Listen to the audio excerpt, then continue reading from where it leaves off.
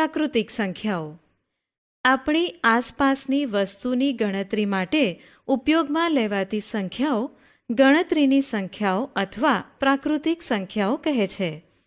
તેમાં 1, 2, 3, 4થી અનંત સંખ્યાઓનો સમાવેશ થાય છે. પૂર્ણ સંખ્યાઓ શૂન્યથી શરૂ થતી સંખ્યાઓને પૂર્ણ સંખ્યાઓ કહે છે, જેમાં 0, 1, 2, 3, 4થી અનંત સંખ્યાનો સમાવેશ થાય છે. પૂર્ણાંક સંખ્યાઓ પૂર્ણ સંખ્યામાં ઋણ સંખ્યાનો ઉમેરો કરતાં મળતી સંખ્યાને પૂર્ણાંક સંખ્યા કહે છે, જેમાં -1, -2, -3થી અનંત સુધી તેમજ ઋણ સંખ્યાઓ ઓપ્શન પૂર્ણ સંખ્યાઓ જેમ કે 0 અને 1, 2, 3થી અનંત સુધીની સંખ્યાનો સમાવેશ થાય છે, જેને આ મુજબ દર્શાવાય. સમય સંખ્યાઓ કોઈપણ બે પૂર્ણાંકોને તેના ગુણોત્તરના સ્વરૂપમાં દર્શાવવામાં આવે તેને સમય સંખ્યા કહે છે. ઉદાહરણ તરીકે 4/5 એક સમય સંખ્યા છે. -3/4, 3/8 વગેરે સમય સંખ્યા જ છે. દશાંશ સંખ્યાઓ પણ સમય સંખ્યાઓ જ છે, જેમ કે 0.6 ને તેનું દશાંશ ચિહ્ન દૂર કરીને 6/10ના સ્વરૂપમાં લખી શકાય. 0.333 ને તેનું દશાંશ ચિહ્ન દૂર કરતા 333/1000 વડે દર્શાવી શકાય. યાદ રાખો, 0 પણ એક સમય સંખ્યા જ છે, જેને 0/2, 0/3, 0/8 વડે દર્શાવી શકાય. સમાન સમય સંખ્યાઓ સમય સંખ્યાના અંશ અને છેદને સમાન શૂન્યેતર પૂર્ણાંક સાથે ગુણવાથી કે ભાગવાથી મળતી નવી સંખ્યાઓને તેની સંખ્યાની સમાન સંખ્યા કહે છે. ઉદાહરણ તરીકે -2/7 ને સમાન શૂન્યેતર 2 વડે ગુણતા અને ભાગતા -4/14 મળે છે, જે -2/7ની સમાન સંખ્યા છે. આ જ રીતે -4/14 ને ફરી 2 વડે ગુણતા અને ભાગતા -8/28 મળે છે, જે -2/7ની જ સમાન સંખ્યા છે.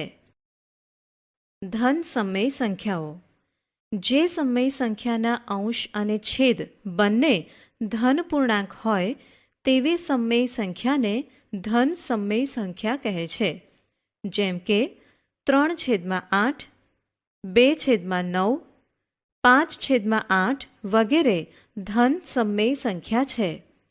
ઋણ સમય સંખ્યાઓ જે સમય સંખ્યાનો અંશ ઋણ પૂર્ણાંક અને છેદ ધન પૂર્ણાંક હોય તેવી સંખ્યાને ઋણ સમય સંખ્યા કહે છે.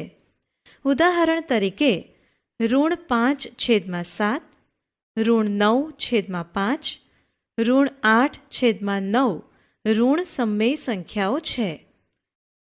વિદ્યાર્થી મિત્રો, તમે અપૂર્ણાંકોનું સંખ્યા રેખા પર નિરૂપણ શીખી ગયા છો, જેમાં ધન પૂર્ણાંકોને શૂન્યની જમણી બાજુ અને ઋણ પૂર્ણાંકોને ડાબી બાજુ દર્શાવતા હતા.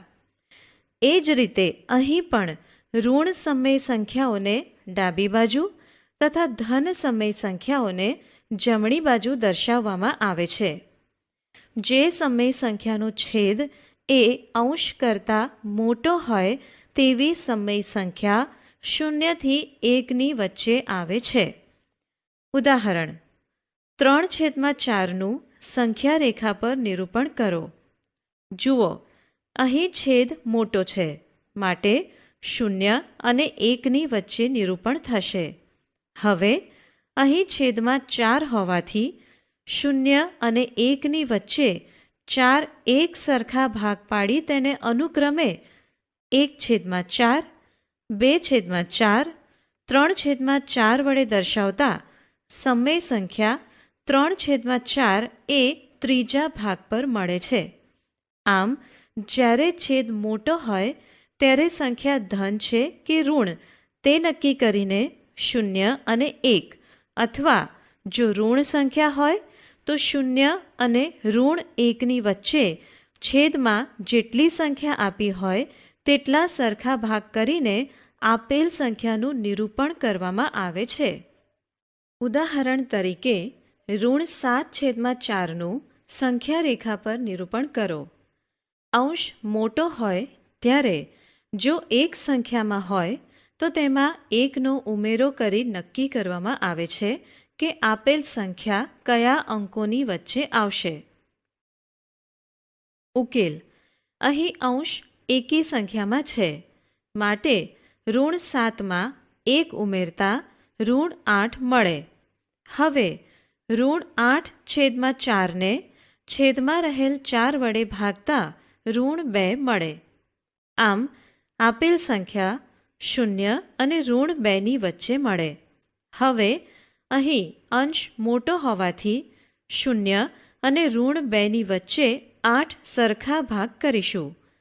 ત્યારબાદ અનુક્રમે 0થી ડાબી બાજુ 1/4 આપણને 2/4, 3/4 મળે છે. આમ અંશ મોટો હોય અને એકી સંખ્યામાં હોય ત્યારે તેમાં 1 ઉમેરી સંખ્યા રેખા પર અંશ જેટલા ભાગ કરતાં આપેલી સંખ્યાનું નિરૂપણ મળે છે. જે સમય સંખ્યામાં છેદ ધન પૂર્ણાંક અને અંશ અને છેદમાં ફક્ત 1 એ એક જ સામાન્ય અવયવ હોય તેવી સંખ્યાને પ્રમાણિત સ્વરૂપ કહે છે. સમય સંખ્યાને પ્રમાણિત સ્વરૂપમાં ફેરવવા માટે આપણે અંશ અને છેદને ઋણ ચિહ્ન જો હોય તો ધ્યાનમાં લીધા વગર તેના ગુસાઅ વડે ભાગાકાર કરીશું. ઉદાહરણ: 25/45ને અતિ સંક્ષિપ્ત સ્વરૂપે ફેરવો. ઉકેલ: અહીં 25 અને 45નો ગુસાઅ 5 છે માટે અંશ અને છેદને 5 વડે ભાગીશું. 25/5 છેદમાં 45/5 બરાબર 5/9 મળે. અહીં 5 અને 9નો સામાન્ય અવયવ 1 છે માટે જવાબ 5/9 મળે. ઉદાહરણ: ઋણ 8/10ને અતિ સંક્ષિપ્ત સ્વરૂપમાં ફેરવો. અહીં ગુસાઅ 2 મળે માટે અંશ અને છેદને 2 વડે ભાગીશું. ઋણ 8/2 છેદમાં 10/2 કરતાં જવાબ ઋણ 4/5 મળે. બે ધન સંખ્યાઓની સરખામણી. બે ધન સંખ્યાની સરખામણી કરવા બંનેના છેદ સમાન કરવા પડે. ઉદાહરણ: 2/3 5/2માં કઈ સંખ્યા મોટી છે? ઉકેલ: 2/3 5/2. અહીં ઉકેલ મેળવવા માટે પ્રથમ સંખ્યા 2/3ને બીજી સંખ્યાને છેદ 2 સાથે અનુક્રમે અંશ અને છેદ સાથે ગુણીશું જેથી જવાબ 4 મળે છે. ઓપ્શન: પ્રથમ સંખ્યા 2/3ને બીજી સંખ્યાના છેદ 2 સાથે અનુક્રમે અંશ અને છેદ સાથે ગુણીશું જેથી જવાબ 4/6 મળે છે. આ જ રીતે બીજી સંખ્યા 5/2ને પ્રથમ સંખ્યાના અંશ 3 સાથે અનુક્રમે ગુણતા જવાબ 15/6 મળે છે. ઓપ્શન: આ જ રીતે બીજી સંખ્યા 5/2ને પ્રથમ સંખ્યાના છેદ 3 સાથે અનુક્રમે ગુણતા જવાબ 15/6 મળે છે. હવે બંને સંખ્યાના છેદ સમાન થતાં અહીં 15/6 એ 4/6 કરતાં મોટા છે. આમ 5/2 એ 2/3 કરતાં મોટી સંખ્યા છે માટે તેને 2/3 લેસ ધેન 5/2 વડે દર્શાવવા. બે ઋણ સંખ્યાઓની સરખામણી. બે ઋણ સંખ્યાઓની સરખામણી પણ ધન સંખ્યાઓના સરખામણીની જેમ જ કરવામાં આવે છે, પરંતુ તમે જાણો છો કે ઋણમાં જેમ નાની સંખ્યા હોય તેમ તેઓ મોટી હોય છે. ઉદાહરણ તરીકે ઋણ 2 ઋણ 4માં ઋણ 2 એ ઋણ 4 કરતાં મોટા છે. ઉદાહરણ ઋણ 5/6 ઋણ 4/3. ઉકેલ: અહીં બંને સંખ્યાના છેદ સરખા કરવા બીજી સંખ્યાના છેદને પ્રથમ સંખ્યાના અંશને છેદ સાથે તથા પ્રથમ સંખ્યાના છેદને બીજી સંખ્યાના અંશ અને છેદ સાથે ગણીશું. માટે ઋણ 5/3 છેદમાં 6/3 કરતાં ઋણ 15/18 તથા ઋણ 4/6 છેદમાં 3/6 કરતાં બરાબર 24/18 મળે. અહીં ઋણ પૂર્ણાંક છે, માટે ઋણ 15/18 એ મોટા છે. માટે ઋણ 5/6 ગ્રેટર ધેન ઋણ 4/3 થાય. વિદ્યાર્થી મિત્રો, છેદ સમાન કરવાની આ પ્રક્રિયાને ક્રોસ ગુણાકાર કહે છે. બે ધન અને ઋણ સંખ્યાની સરખામણી. બે ધન અને ઋણ સંખ્યાની સરખામણી સ્પષ્ટ છે. ઋણ સંખ્યા નાની અને ધન સંખ્યા મોટી હોય છે. ઉદાહરણ ઋણ 1/4 અને 1/4ની સરખામણી કરો. ઉકેલ: અહીં છેદ સમાન છે, ઉપરાંત ઋણ 1 એ નાના છે, માટે ઋણ 1/4 એ નાની સંખ્યા છે. માટે ઋણ 1/4 લેસ ધેન 1/4 લખાય. ઉદાહરણ ઋણ 2 અને ઋણ 1ની વચ્ચે 5 સંખ્યાઓ શોધવી. જ્યારે માત્ર પૂર્ણાંકો આપેલ હોય ત્યારે જેટલી સંખ્યા શોધવાની કહેલ હોય તેના કરતાં એક વધારે લઈ બંને સંખ્યાને તેમના વડે ગુણવામાં અને ભાગવામાં આવે છે. ઉકેલ: અહીં ઋણ 2 અને ઋણ 1ની વચ્ચે 5 સંખ્યાઓ શોધવી છે, માટે 5 + 1 = 6 થાય. તેથી ઋણ 2/6/6 તથા ઋણ 1/6/6 ગુણીશું, બરાબર ઋણ 2/6/6 વડે ગુણતા જવાબ ઋણ 12/6 તથા ઋણ 1/6/6 વડે ગુણતા જવાબ ઋણ 6/6 મળે છે. આમ ઋણ 12/6 તથા ઋણ 6/6ની વચ્ચે ઋણ 11/6, ઋણ 10/6, ઋણ 9/6, ઋણ 8/6, ઋણ 7/6 જેમ કુલ 5 સમમેય સંખ્યા મળે. ઉદાહરણ ઋણ 4/5 અને ઋણ 2/3 વચ્ચે 5 સમમેય સંખ્યાઓ શોધો. છેદ સમાન કરવો તથા છેદ બને તેટલો તેના લસાઅથી મોટો રાખવો.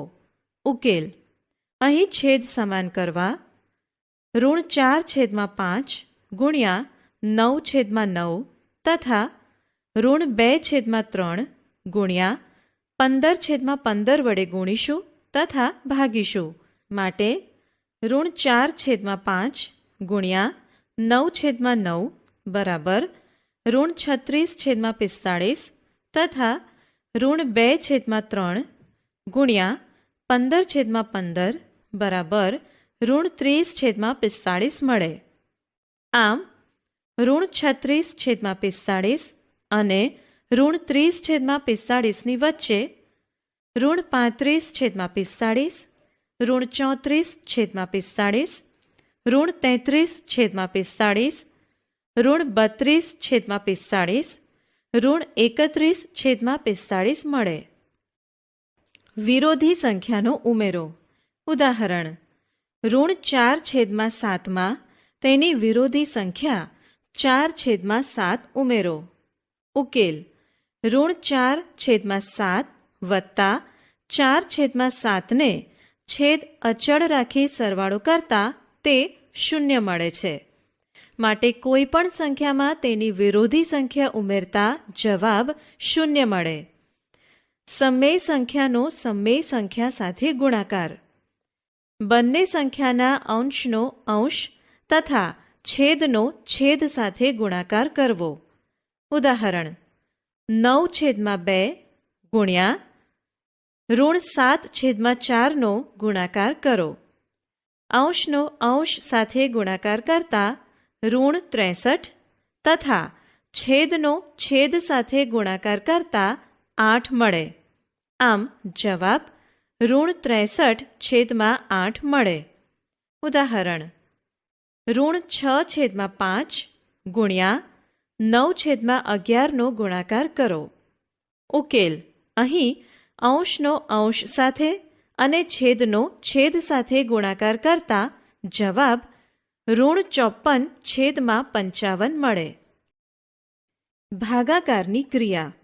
હવે સમમેય સંખ્યાને અન્ય શૂન્યેતર સમમેય સંખ્યા વડે ભાગાકાર કરવા માટે આપણે તે સમમેય સંખ્યાના વ્યસ્ત સાથે ગુણીશું. ઉદાહરણ ઋણ 3/5નો ભાગાકાર 2 સાથે કરો. ઉકેલ. ઋણ 3/5 ભાગ્યા 2માં અહીં ભાગાકારના ચિહ્ન પછીની સંખ્યા વ્યસ્ત લઈશું તથા ભાગાકારના ચિહ્નને દૂર કરી ગુણાકારનું ચિહ્ન મૂકીશું. અહીં 2નો વ્યસ્ત 1/2 થાય છે. માટે ઋણ 3/5 ગુણ્યા 1/2 કરતા જવાબ ઋણ 3/10 મળે. ઉદાહરણ ઋણ 2/13નો ભાગાકાર 1/7 સાથે કરો. ઉકેલ.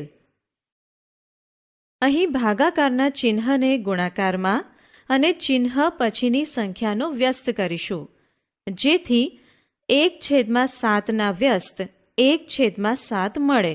ઓપ્શન જેથી 1/7નો વ્યસ્ત 7/1 મળે. હવે ઋણ 2/13 ગુણ્યા 7/1માં અંશનો અંશ અને છેદનો છેદ સાથે ગુણાકાર કરતા જવાબ ઋણ 14/13 મળે. વિદ્યાર્થી મિત્રો, કોઈ સંખ્યાનો તેમના વ્યસ્ત સાથે ગુણાકાર હંમેશા 1 થાય છે. ઉદાહરણ તરીકે 3/5નો તેના વ્યસ્ત સાથે ગુણાકાર કરો. ઉકેલ. અહીં 3/5નો વ્યસ્ત ઋણ 5/3 થાય છે. માટે 3/5 ગુણ્યા ઋણ 5/3ના ગુણાકારમાં અંશ છેદમાં રહેલ સરખી સંખ્યાઓ દૂર કરતા જવાબ 1 મળે. સમાન છેદવાળી સંખ્યાના સરવાળા બાદબાકી. સમાન છેદવાળી સમમેય સંખ્યાઓનો સરવાળો કરતી વખતે છેદને બદલ્યા વિના ફક્ત અંશનો સરવાળો કરીશું. ઉદાહરણ તરીકે 5/4 વત્તા કૌંસમાં ઋણ 11/4નો સરવાળો કરો. 5 વત્તા કૌંસમાં ઋણ 11/4 કરીશું. અહીં વત્તા અને ઓછાની નિશાની સાથે હોવાથી તેને પ્રથમ બદલીશું. માટે 5 - 11/4 મળે. હવે 11માંથી 5 બાદ કરતા જવાબ ઋણ 6 મળે છે. આમ જવાબ ઋણ 6/4 અથવા ઋણ 3/2 મળે. ભિન્ન છેદવાળી સંખ્યાના સરવાળા બાદબાકી. ભિન્ન છેદવાળી સંખ્યાના છેદ સરખા કરીને સરવાળા બાદબાકી કરવામાં આવે છે.